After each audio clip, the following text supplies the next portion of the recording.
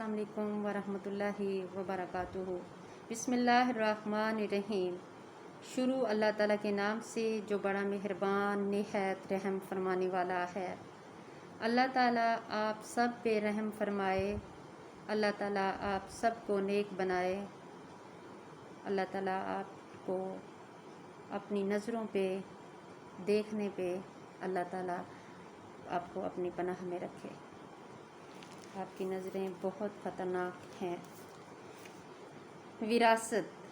آج ہم آپ کو وراثت، حضور صلی اللہ علیہ وآلہ وسلم کے دور کی وراثت کے بارے میں بتائیں گے۔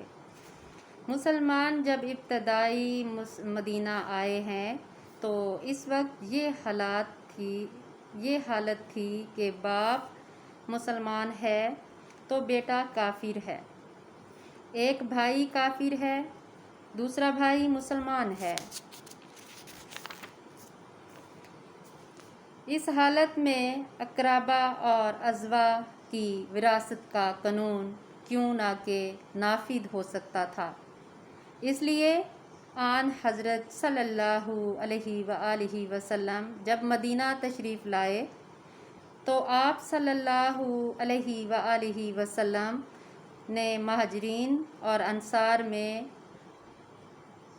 مقاطع برادری ختم کر دی، جس کے روح سے یہ قاعدہ مقرر ہو گیا کہ کوئی انصار مرتا تو اس کے وراثت مہاجرین کو ملتی۔ عرب میں پہلے بھی دستور تھا کہ دو آدمی آپس میں عہد کر لیتے کہ ہم دونوں آپس میں ایک دوسرے کے وارث ہوں گے، ان میں سے جب کوئی مرتا تو دوسرا وارث ہوتا، لیکن قرآن کی اس آیات نے اس قاعدے کو منسوخ کر دیا۔ قربت مند ایک دوسرے سے زیادہ قریب ہیں، اس کے روح سے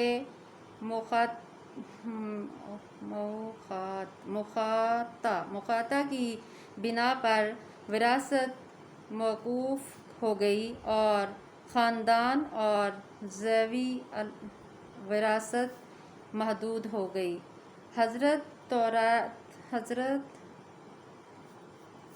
آیت تورات کے نازل سے پہلے قرآن نے وصیت کا قاعدہ جاری کیا تھا، یعنی ماننے والا اپنے مال و جائیداد کی نسبت یہ وصیت کر جاتا کہ اس میں سے اتنا اس کو دیا جائے اور اتنا اس کو ملے۔ مرنے کے بعد اس طریقے سے اس کی جائیداد تقسیم کر دی جاتی۔ مرنے سے پہلے ہر مسلمان پر اس وصیت کا مکمل کارجانہ قرض تھا۔ مسلمانوں، تم کو حکم دیا جاتا ہے کہ جب تم میں سے کسی کو موت آنے لگے اور وہ کچھ مال چھوڑنے والا ہو تو ماں باپ اور رشتہ داروں کے لیے متارکہ مناسبت وصیت کر جائے۔ متقی لوگوں پر یہ فرض ہے۔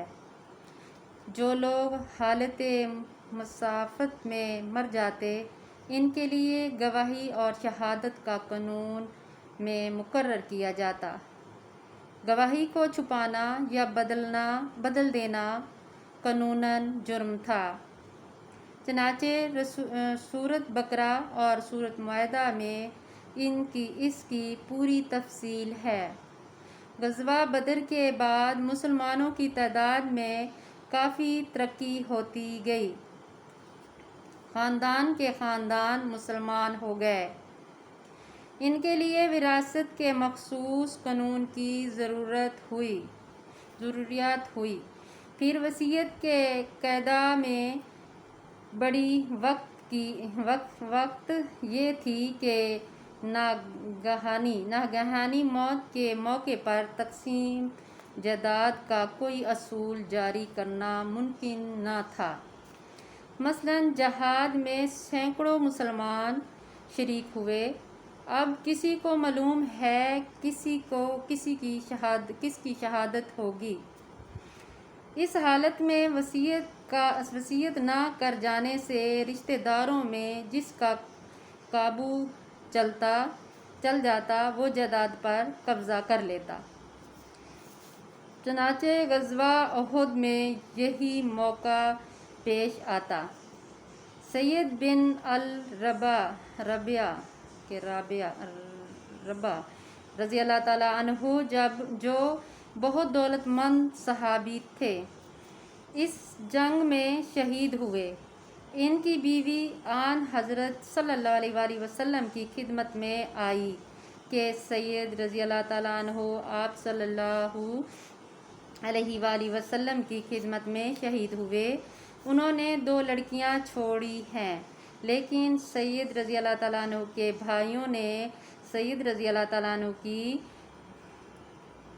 ساری جائیداد پر قبضہ کر لیا۔ آن حضرت صلی اللہ علیہ وآلہ وسلم نے فرمایا، خدا فیصلہ کرے گا۔ پھر غالباً یہ آیت نازل ہوئی جس میں وراثت کے تمام احکام مذکورہ ہیں۔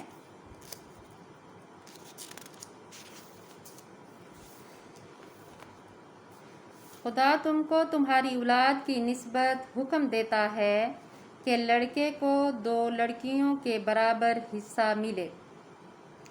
آخر تک آن حضرت سورۃ النساء۔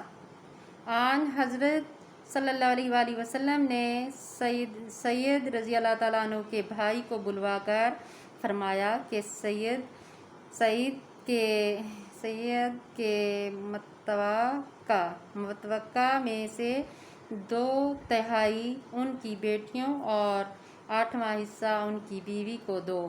اس کے بعد جو بچ رہے وہ تمہارا حق ہے۔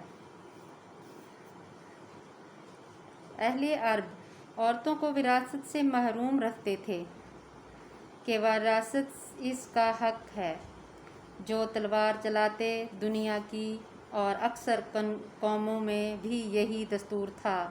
یہ پہلا دن ہے کہ اس صنفی ضعیف کی دادرسی کی گئی۔